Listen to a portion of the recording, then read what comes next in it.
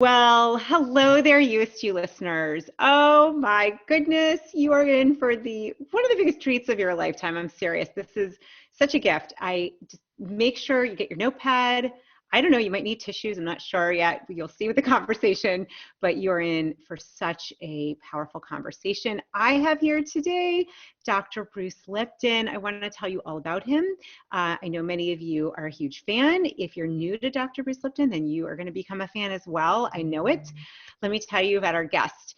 Bruce Lipton, Ph.D., is a cell biologist and lecturer. He is an internationally recognized leader in bridging science and spirit. Love that.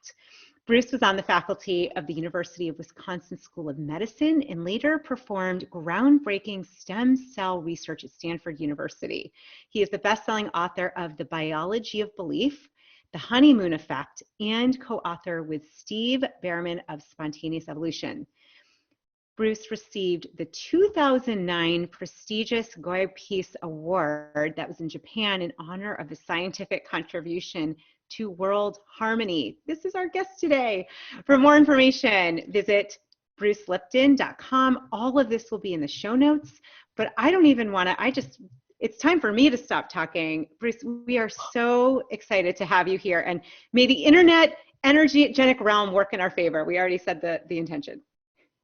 I am so happy to be here with you so very much, and actually happy with the audience that we have, because the audience represents the cultural creatives, the people who are looking for answers outside of the box, because clearly the answers are not inside the box we're in right now. It's kind of messy.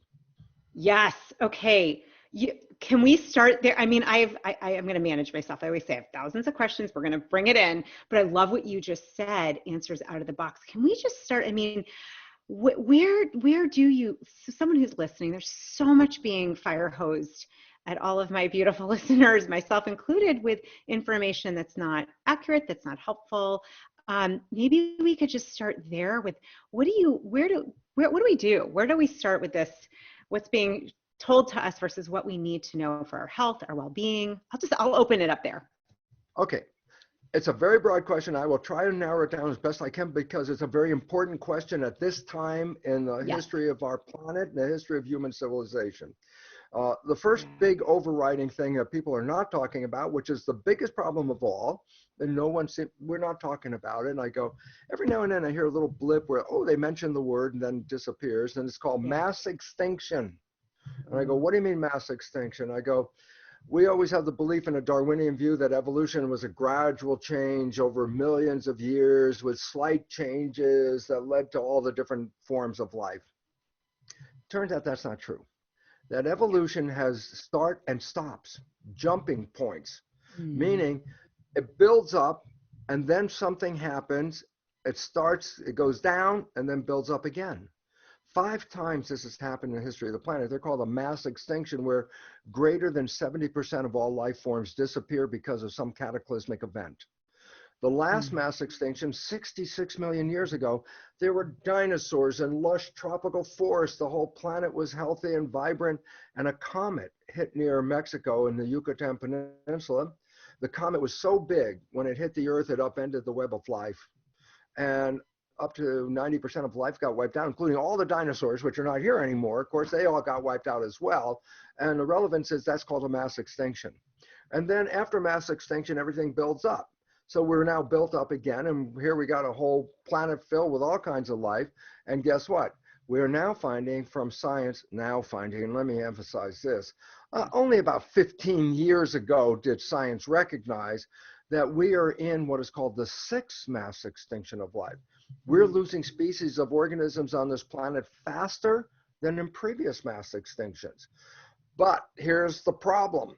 Up until now, all of them have been natural events, tectonic plates moving, volcanic activity overriding everything, or a comet hitting the Earth. This mass extinction, human behavior is undermining the web of life that is no longer sustainable for us or for many of the organisms that were part of our community of life. And so we are in a mass extinction. Just to give you an idea of the numbers, so it's like a real number thing. Let's see, how long ago was it? It was 1970. World Wildlife Foundation did a survey. How many total animals on the entire planet? Right. And they just redid that survey again. So it's 50 years. And I said, what happened in 50 years? And the answer is 2/3 of animal life on this planet have disappeared. We only have 1/3 the number of animals that were here just 50 years ago. In other words, the population is drastically 2/3 gone. And I go, wow. And I go, in Germany, they've been doing a survey of their insects population, and they're doing it 27 years.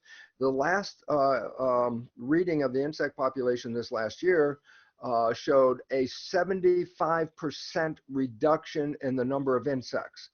Now, a lot of people go, oh, hey, who needs a mosquito anyway? And I go, well, okay, but how about all the honeybees? Well, they're very important. Without the honeybees, we don't fertilize, we'll pollinate the crops, and then we don't have food. So losing the honeybees, big, effect on human life. The number of fish, since 1950, 90% of the fish population have been lost from the ocean. By 2048, science has recognized, a conservative figure, 2048, there will be no fish left in the ocean. Human behavior, overfishing, polluting the water, and destroying the breeding grounds. Humans have essentially decimated the fish population. So 2048, not a big long time from now, a world Earth with no fish in the ocean. That's coming up very quickly, okay? Our civilization is facing what NASA calls an irreversible collapse. Irreversible means it's going to collapse and it's not coming back at this moment, okay? So basically that's what the nature of the report from NASA, okay? I'm adding all these numbers up and telling all these numbers, say, what the heck does it all mean? The answer means very simply this, is that right now, our population of life on this planet is disappearing. And human behavior is now the cause. So it's like, wait a minute, all the other causes were something we had nothing to do with. For the last 15 years, science has owned that we're in a mass extinction. It's not like it's sneaking up on us. We already know it. And that human civilization is responsible for the loss. And I go, well, then who do you think is going to help stop the loss? And it's like, oh, yeah, right. Humans, because we're the ones that are creating it. We're the only ones that can stop it. And the point is, this is a wake-up call. Nature has been telling us. You can look at all the symptoms on this planet, like, economic upheaval, racial, religious strife, political boundaries being all messed up, all kinds of, every one of these symptoms, COVID, and you go, these are symptoms. I go, symptoms of something bigger. The bigger top thing is mass extinction.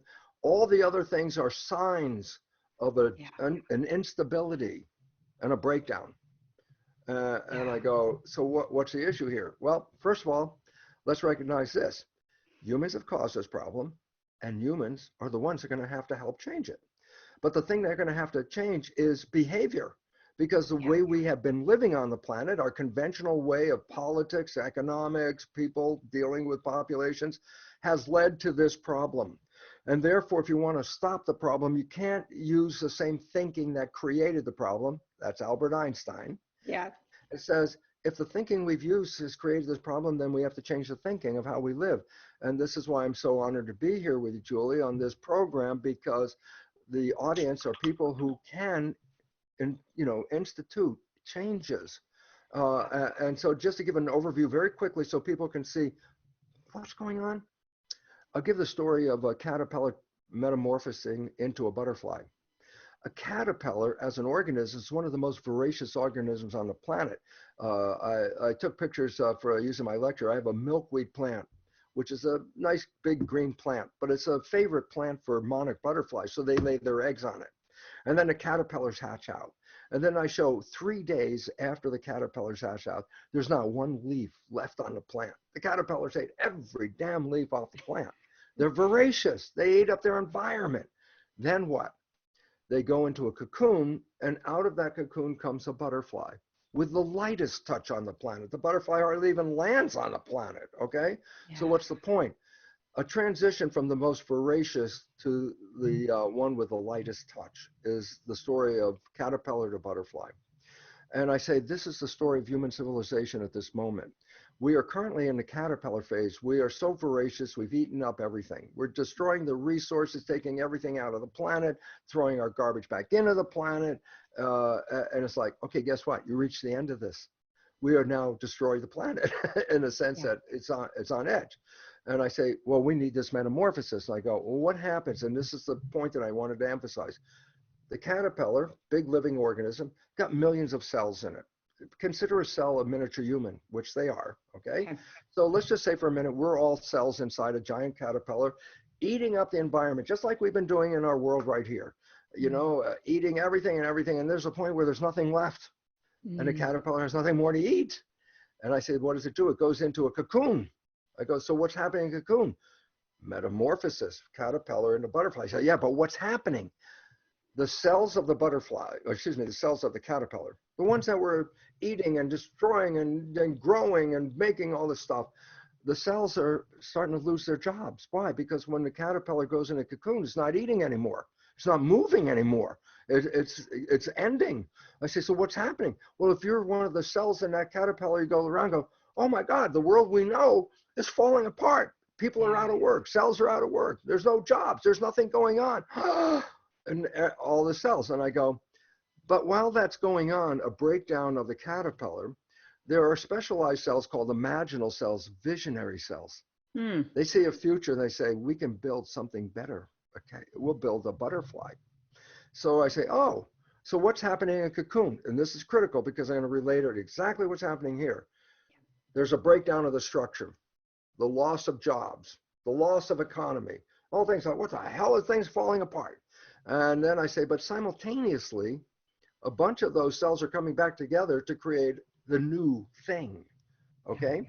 So I say, civilization has been in the caterpillar stage, still is in the last phases of it right now, destroying the civilization and the planet in the process. I say, but what's happening? Oh, the jobs are ending, the economy is ending, that people are out of work. And they're looking around just like the cells in the caterpillar going, oh my God, what am I going to do? My life is ending here. What the hell am I going to do? Right. And then I say, but at the same time as one is coming down, we're building something new. I say, so why is this relevant? And I say, because if I'm a member of the population right now, I have two choices to focus on. One, it's like, it's all coming down. And, oh, my life is threatened. Oh, I'm afraid. Oh, I'm scared. And I go, well, that's a bad thing right there, because fear is going to compromise your health. Okay. And I say, I could focus on this and every day see it's getting worse, and it's scaring me more every day. Or I could redirect my attention and say, what are we building? What's new? What can we do to get out of this mess and create a better sustainable world and all that? And I say, why is it relevant? Energy is life. When you use your energy, you're using your life. And if you're using your energy to look at a system falling down and being in fear and all that, I said, man, you just wasted your energy and you're wasting your life, because that's death. It's going to be death. But if we take that energy and put it into something that we're building that's more sustainable, then we're enhancing our vitality, enhancing our life, and moving in a good direction. That when you look at the news right now, you have two choices. You can go, oh my God, the thing is falling apart, and it's like, oh, my life is in jeopardy. Or I could say, what can I do to sustain myself and improve my future? And the answer is, find those groups of people that are making a positive change. Add your energy to that. I think that there's something like the Serenity Prayer or something a long time ago where, do something you could, put your efforts into do something that you can do something about. But don't put your efforts into something you can't do anything about, because your efforts are your energy and your energy is your life. And if you're starting to be so concerned about the whole thing falling down, you're not enhancing your life. You're using up your energy. And that's death. And so the idea is this: you have a choice. And I say, why is it affecting me in my health so much? And here's the most important part. There's two protection systems in biology, and there's something driven in biology called the biological imperative. It's the drive to survive. It didn't exist in humans. It existed in the first organisms that came on this planet. Bacteria, for example. If you're going to try and kill a bacteria, the bacterium is not going to go, oh, okay, kill me. No. The bacterium is going to do everything in its power to stay alive as a drive. It's below consciousness. It was so fundamental that bacteria got it, right? Well, humans have it big time. I say, why is it relevant? When our life is threatened, we go into a protection mode. That's what protection is all about. Yeah. But I said we have two protection modes. We have an external protection mode called the adrenal system, fight or flight. The threat's coming, we're going to have to fight to survive or fly, whatever. But I said we also have an internal protection system called the immune system. Okay? I go, so what? I say, the immune system uses a lot of energy when it's working because if you've ever been sick, you may have not had enough energy to get out of bed. So I'm saying, the immune system uses a lot of energy, but it protects you from a threat on the inside. Okay, now we understood we have two protection systems. Now I'm going to say what? It's used for protection when our lives are threatened. I say, let's go back to the original threat, the saber-toothed tiger. If you're out harvesting some food and a saber-toothed tiger's coming, you damn well got to do something to survive. You have to get ready to run. And I go, well, how do you do that? I say, well, arms and legs. I go, so what? I go, the energy to drive your protection system, arms and legs, is the blood. So I say, listen, this is out of a textbook. When a threat is perceived, the blood is preferentially sent to the arms and legs. Yeah, the blood has the energy. If I'm going to run from the tiger, I want my muscles and my arms and legs to have all the energy I can get. Yeah. But I said the blood is preferentially sent to the arms and legs. Where the heck was it preferentially before it was in the arms and legs? The gut. I said, what's the function of the gut? Growth, maintenance, cleaning the system, keeping it, repairing it and doing it. So it's maintenance. Right. I go, so what? I say, if you're being chased by a saber-toothed tiger, should I spend that energy maintaining my body, or should I not do the maintaining right now, but use that energy that I would have used, arms and legs, so I could go? I go, that's the first thing that happens when stress hormones are released into the system. Yeah. They cause the blood vessels in the gut to squeeze shut. I say, why? Because when the blood vessels in the gut squeeze shut, the blood now preferentially is going to go to the arms and legs instead of the gut. And that's when people have what they call butterflies in the stomach when they get fear. I say, what's the fear? Get ready to run. Get ready to run, shut down the blood vessels in the gut. I go, oh, that's that fluttery that you feel, that nervousness. That's the blood vessel squeezing shut so the blood goes to the outside, butterflies in the stomach. It's a step of stress hormone shutting off growth, okay? And I say, what else is I say, the immune system uses tremendous amount of energy because when you're really sick, you can't get out of bed. And I go, oh, stress hormones also shut off the immune system to save energy. The simple logic is I have a bacterial infection that could give me a bad case of diarrhea, and I'm being chased by a saber-toothed tiger. Which one do you want to deal with? Both? Split the energy? I go, the heck with the bacteria, because if the tiger catches you, you don't have a bacterial problem anymore. Okay? No more. And so the idea is very critical. Stress hormones shut off the immune system. I say, why? Because if I'm being chased by the tiger, I don't need to worry about the bacteria at this time. So I go, so why is it relevant? Well, it's so effective at shutting off the immune system that doctors give patients who are going to receive a transplant, a kidney, a heart, a lung, from a foreign person. Well, when you put a foreign organ in your body, your immune system says not self and will reject it. So listen how powerful stress hormones are, that before the patient receives the transplant, the physicians give the patient stress hormones, because then when they do the transplant, the immune system is not going to be functioning to destroy it right away. Wow. Okay, so I said, oh, stress hormones are so good at shutting off the immune system that they use them therapeutically. So I say, so what happens? When I'm being chased by that saber-toothed tiger, I shut down the growth and maintenance of my body, and I shut down the immune system. You go, that sounds very disastrous. I go, when the system evolved hundreds of thousands of years ago, when did we use that fight or flight? I said, when a saber-toothed tiger was coming. Yeah. So I said, well, how long did you use it for? Well, if you escape the tiger, 10 minutes, so you shut off everything for 10 minutes, but the tiger is gone, you're safe, everything comes back. And I go, and what about today? And I go, The tiger is chasing us 24/7, 365. We're all under stress continuously, whether I'm going to keep my job, whether I'm going to have money for the food, whether I can pay for my health care, blah, blah, blah, blah, blah. I say, oh my God, you are shutting down your growth and you're inhibiting your immune system under stress. I say, this is why the population is so sick, because we used to say, oh, disease is due to genes. Let me give you a fact. Less than 1% of disease is connected to genes. Less than 1%. Then where the heck is the health crisis coming from? And the answer is stress. And I say, oh my God, stress isn't compromising our growth in our immune system, and it's not shutting off. It's staying, the stress is on and on and on and on. I say, so what can you do about it? I say, well, better damn well get out of the stress, because that's where the illness is coming from. Consciousness is what's really going, it's really it's deciding, it's underlying everything, your life, your beliefs, and I've talked to others about this. In fact, I remember having a similar but different conversation with Greg on here, Greg Braden, who we love as well. And how do we, I'm hearing people like, okay, so how do I change my consciousness? How do I? Okay, this is, again, now another most important fact.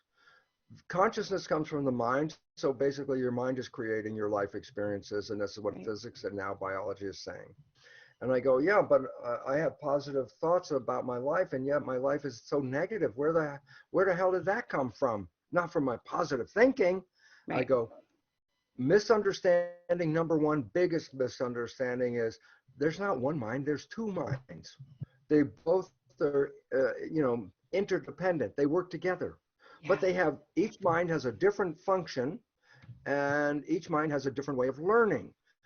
If you don't understand this, then the whole world seems like crazy world, okay? And I say, why? There are two minds. The latest evolution is the conscious mind. Right behind your forehead is a lobe of brain tissue called prefrontal cortex, the latest evolution. That's where our consciousness is. I say, what is consciousness? It's connected to your unique identity. No two people have the same consciousness. It's also connected to your spirituality. There's an energy field that you represent. That's who you are. So I say, that's the conscious mind. I say, what's the subconscious mind? I say, that's a database of programs. Oh, so where do I get the programs? Well, let me first say, why do I have programs? The brain is like a computer. It is a computer. It's a better computer than humans could even make. But I give you the parallels here. I go buy a new computer at the store. I bring it home, turn it on. It boots up. And now I say, do something. Spreadsheet, make a drawing, write something. I say, I can't. I say, why not? You got a computer, it's booted up. Oh, I didn't put any programs in. I need a write program. I need an internet program. I need this program. I go, oh, you have to put the programs in before you can use the computer. I go, yes. A child's brain is a computer. It boots up in the last trimester of pregnancy. It's ready to go. It's got no programs. You can't use the computer if there are no programs in it. So the brain of a child is not in consciousness, creativity, as a predominant brain state until after age 7. So I say, oh, yeah, but then what's the brain state before age 7? I say it's a lower vibration called theta. When you put wires on a person's head, electroencephalograph, you read brain activity. A lower vibration below consciousness is called theta, which is imagination. This is what kids up to 7 live their life, half real, half imagination. They have a tea party. They pour nothing in the cup. They drink nothing and talk about how great the tea was. They're on a broom, but it's not a broom. Now it's a horse. The mother says, give me the broom. The child, in the child's mind, imagination, theta, it's not a broom now. It's a real horse. I said, that's theta, but theta is hypnosis. I go, why is it relevant? You get your fundamental programs, how to be a member of a family and how to be a member of a community. Thousands of rules by simply doing nothing but observing. In theta hypnosis, you watch your mother, your father, your siblings, and your community. You download their behavior. They already have the program. So you download it. That becomes your fundamental program. Where'd you get your program? I downloaded it from my family and my community. And I go, geez, that's a problem, because up to 70% of most people's programs are disempowering or self-sabotaging programs. I go, yeah, and you inherited them too. All of us have, okay? I say, so why is it relevant? Once the programs are in, then I could use the computer, type on it, and add my data to the computer. That's conscious mind. Subconscious mind, program. Conscious mind, I take the control back and now I'm going to run the program. Okay. And I go, this is true. And then I say, so conscious mind is the one with positive thinking, wishes and desires. That's creative. Subconscious mind's got programs. I go, so what? I say, when you're operating from your conscious mind, you're going to manifest whatever you want: health, happiness, relationships, good job, fine. That's creativity. That's where we're going. Subconscious minds, whatever the program is what you're going to play. And since most of the programs are limiting or disempowering, you don't really want to play them a lot. But Yeah. now comes a true story, and this is the ultimate important story at this moment, and that is this. Hey, my friend, I'm so grateful to be here with you in this USU community and podcast. And I just am pausing for a minute because I wanted to share, in case you didn't know this and you wanted some further support for this new year, to help you map out and plan your goals, your dreams, your bigger vision, to get clear on that, and then to really have accountability and support and coaching, how to take action, how to really live out those goals in this year to come. I would love to help you if you are looking for some extra support. I've just opened up, I have 3 spots available for 3 new clients, and would love to support you if that's of interest. If so, connect with me further. We can chat about what it would look like to work together. Just go to juliereisler.com/chat. Again, juliereisler.com/chat. We'll make sure to put the notes below. But again, would love, love, love to support you, my friend. If there's any way that I can be here to be of service and help you in creating and designing your best year yet. All right, back to the show.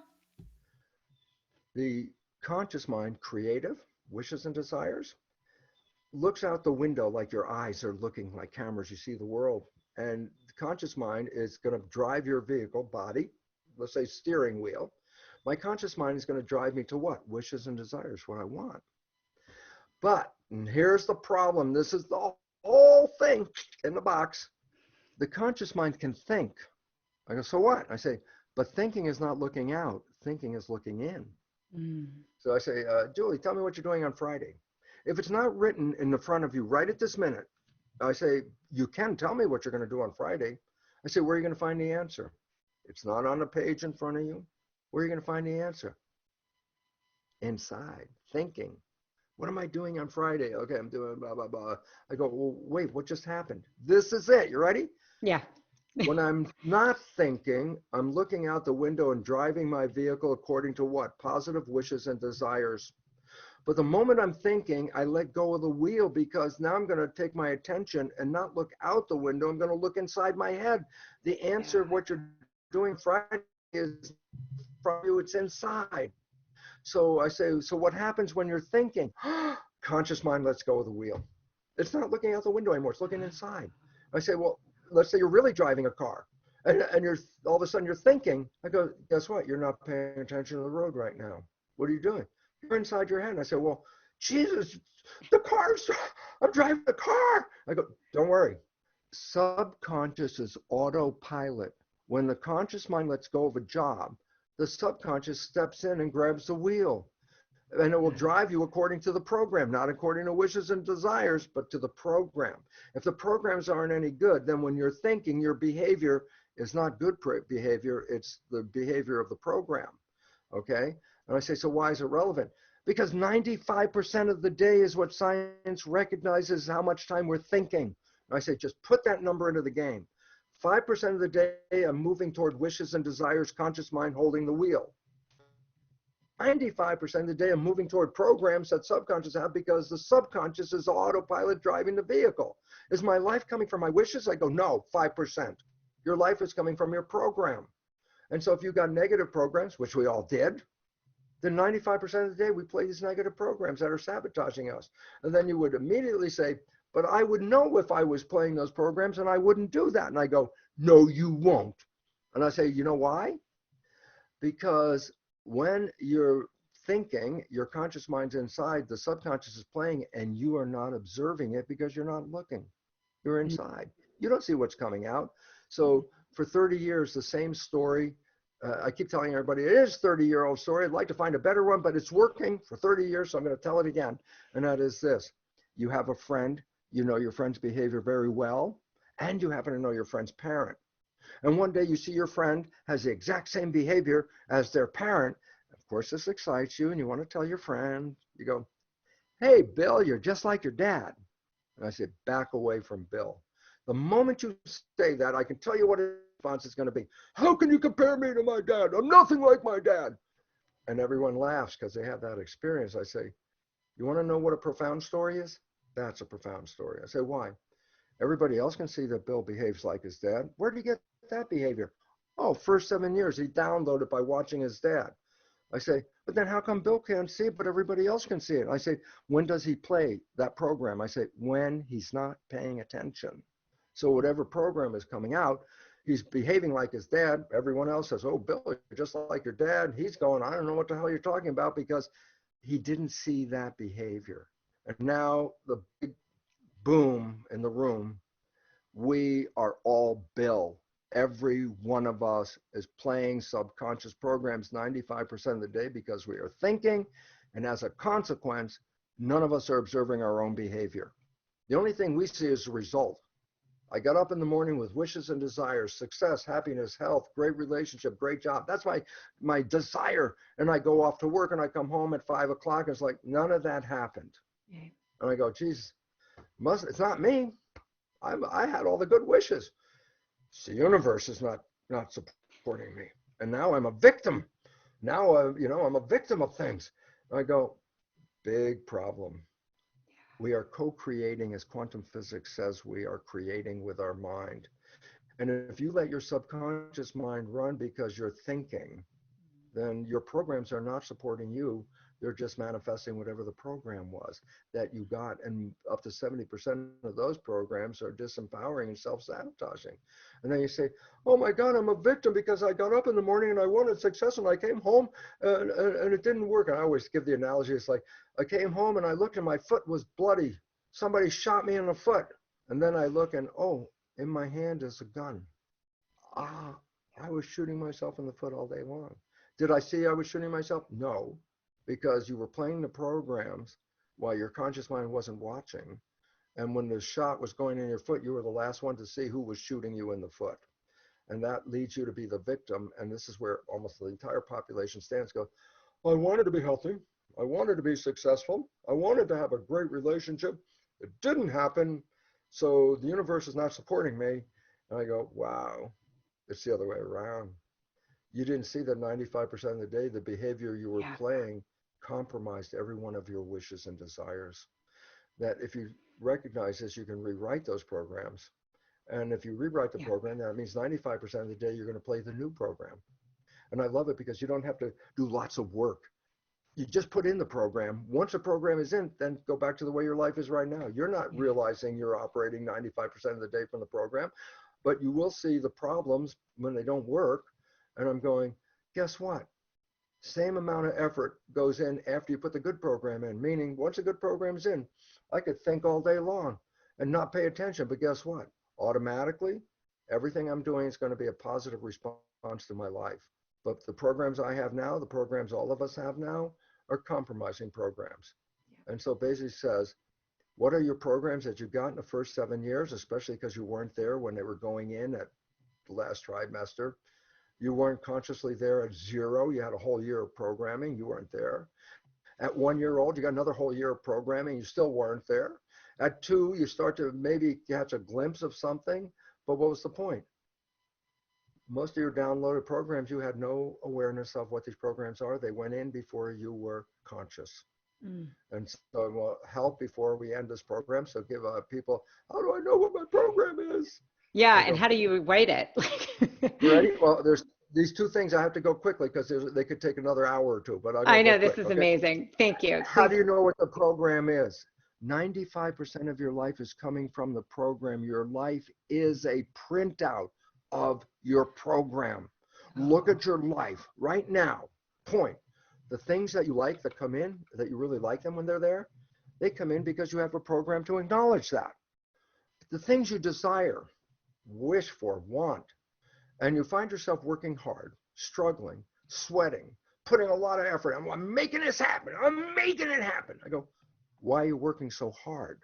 And the answer is so profoundly important. It is, and that is because the program you have does not support that conclusion. And therefore, you are going to try to use your conscious effort to override the program. That's where the effort comes from. Yeah. And I go, and how successful is that? I go, well, since your conscious mind's working 5% of the day, hasn't been that successful anyway, so it's not going to change. If you want to change, you have to rewrite the program. I said, well, how do I know what the program is? Well, I just said, if I'm looking for a relationship, I'm failing, then basically I have no good relationship program. So I want to make a change. So I want to put in a new program that enhances my relationship. And I go, well, this is where the problem comes. Remember, I said the mind has two functions.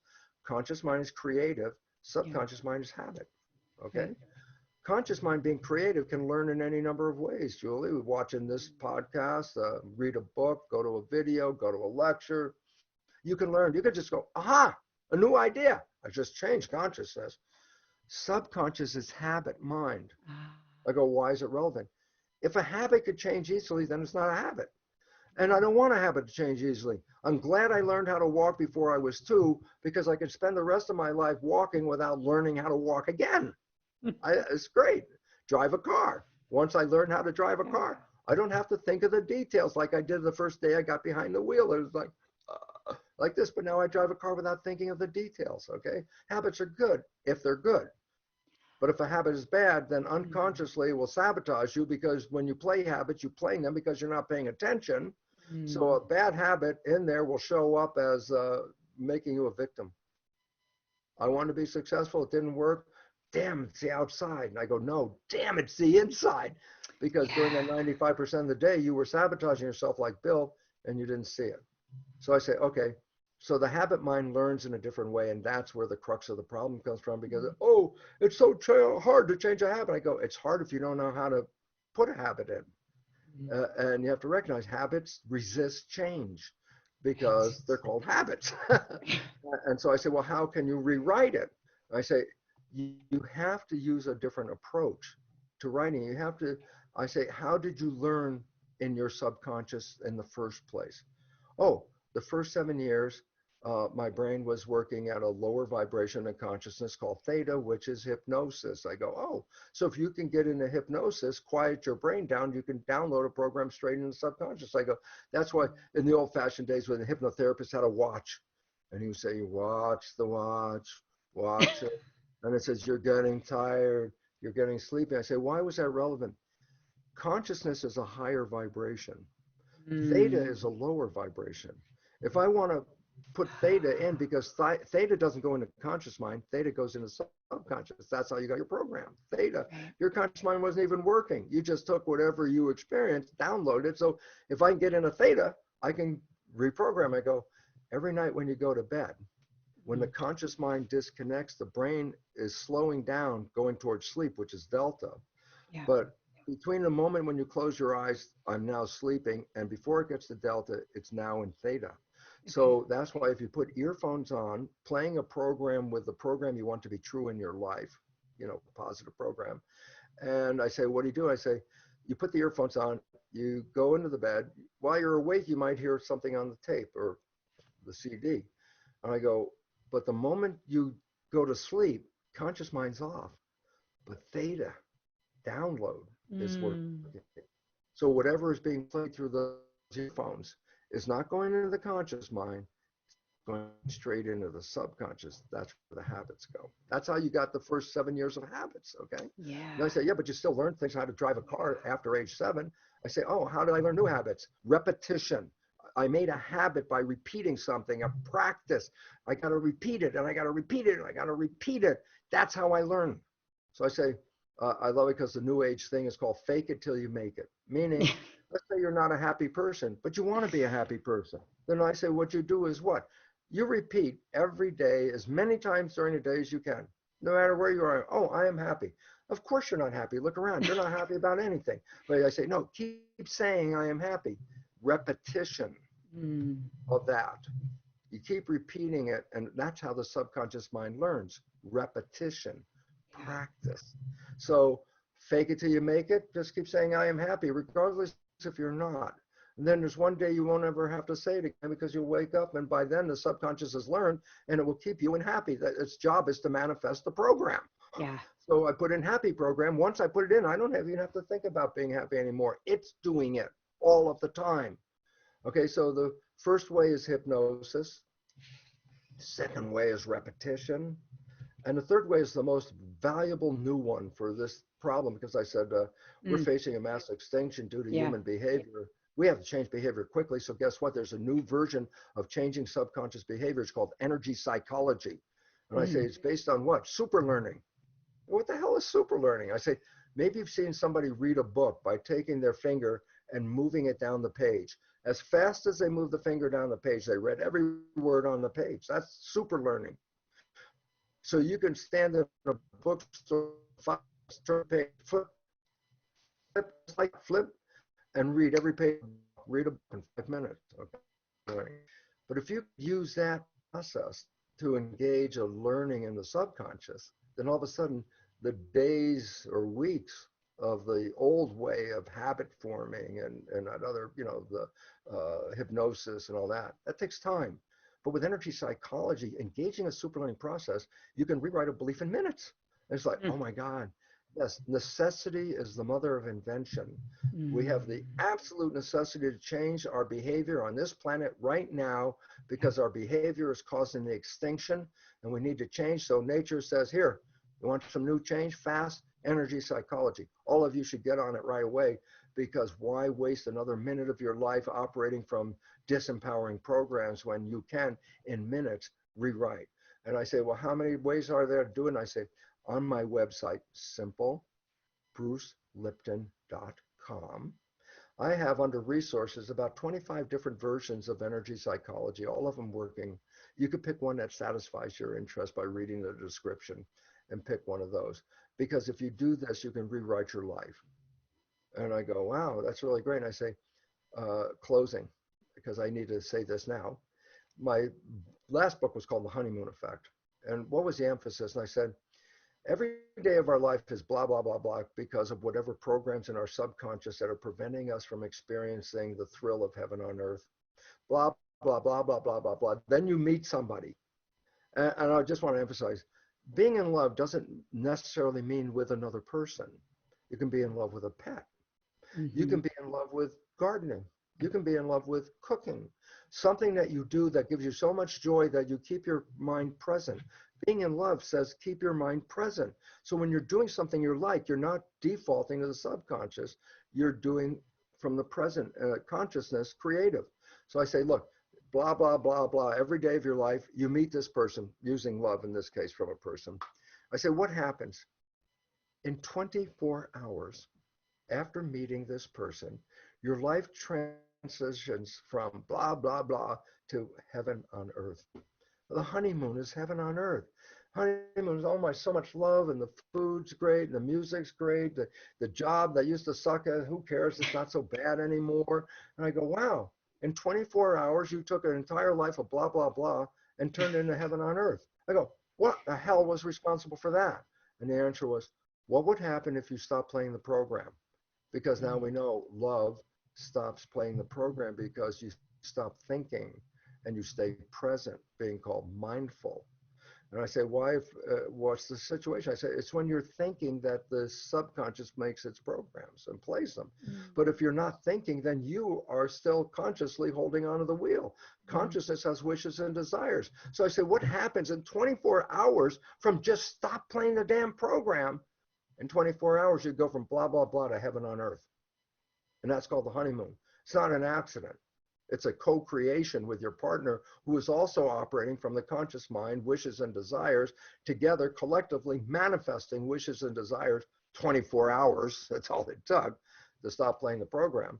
And it's living heaven on earth. And then I say, but the honeymoon doesn't always last. And I go, yeah, here's the problem. And the problem is I could stay mindful for as long as I can, but sometimes I have to think. I have to, oh, I got a job, I got chores, I got responsibilities. I start thinking, I say, oh, what happened? You were having a honeymoon. What was the honeymoon based on?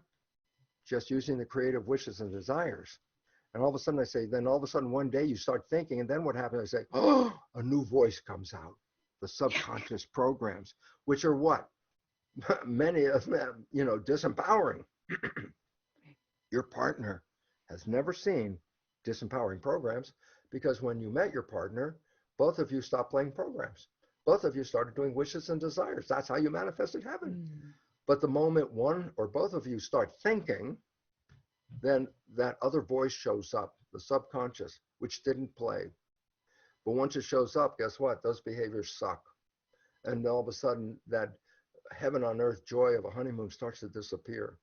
Doesn't mean you don't love that person, but you love them. But the juiciness of that joy that you first had disappears. Why? Because now you're blending in the crap programs from your subconscious that never played when you created heaven on earth. So the story of the Matrix is a documentary because A, we all got programmed, and B, you can get out of the program by taking the red pill.